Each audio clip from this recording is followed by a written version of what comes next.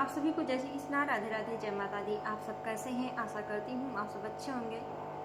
हमारे चैनल में आप सभी का स्वागत है। हम आप लोग को एक बहुत ही प्यारा कजरी गीत सुनाने जा रहे हैं। यह कजरी गीत आप लोग को कैसा लगा कमेंट बॉक्स में जरूर बताइएगा। अगर पसंद आएगा तो हमारे चैनल को शेयर सब्सक्राइब लाइक जरूर कीजिएगा। अपना प्यार दुलार आशीर्वाद सदा अपनी छोटी बहन को बनाए रखिएगा। भोले बाबा हमारे दुख दूर करिए, इतना जरूर करीना। भोले बाबा हमारे दुख दूर करिए, इतना जरूर करीना। रौरा बस कैलाश राउर महिमाया पार, रौरा बस कैलाश राउर महिमाया पार। हमरे मंगिया किसे नुरा भैरी पूर करिए, इतना जरूर करीना। हमरे मंगिया किसे नुरा भैरी पूर करिए, इतना जरूर करीना। भोले बाबा हमारे दुख दूर करिए, इतना जरूर करीना। भोले बाबा हमारे दुख दूर करिए, इतना जरूर करीना। रौरा बस कैलाश राउर महिमाया पार, रौरा बस कैलाश राउर महिमाया पार। हमर माते कटी कुलिया भर पूर करिए, इतना जरूर करीना। हमरे मात काटी कुलिया भर पूर करिए, इतना जरूर करीना। भोले बाबा हमारे दुख दूर करिए, इतना जरूर करीना। भोले बाबा हमारे दुख दूर करिए, इतना जरूर करीना।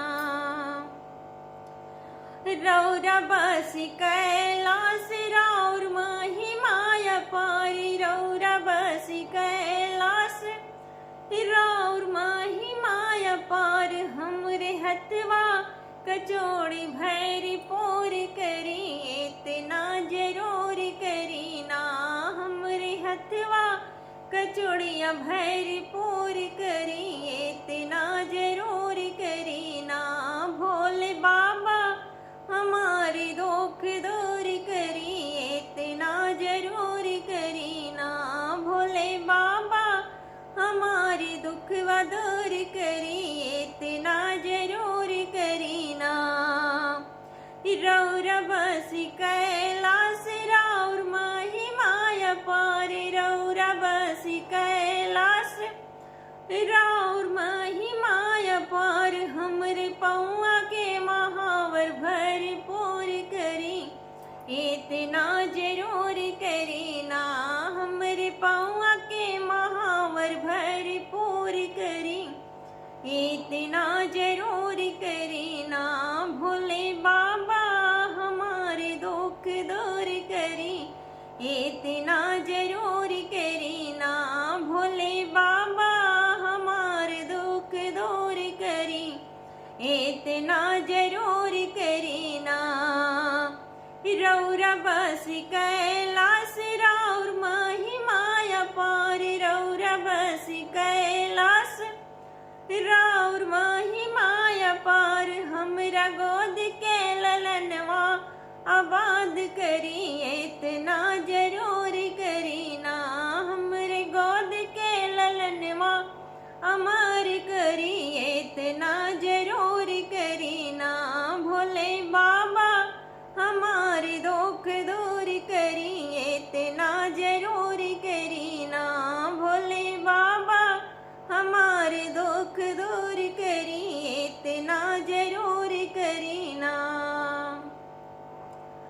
यह गीत आप लोग को कैसा लगा कमेंट बॉक्स में जरूर बताइएगा। फिर मिलेंगे अगले वीडियो में अगले गीत के साथ। तब तक के लिए जय श्री कृष्णा, राधे राधे, जय माता दी।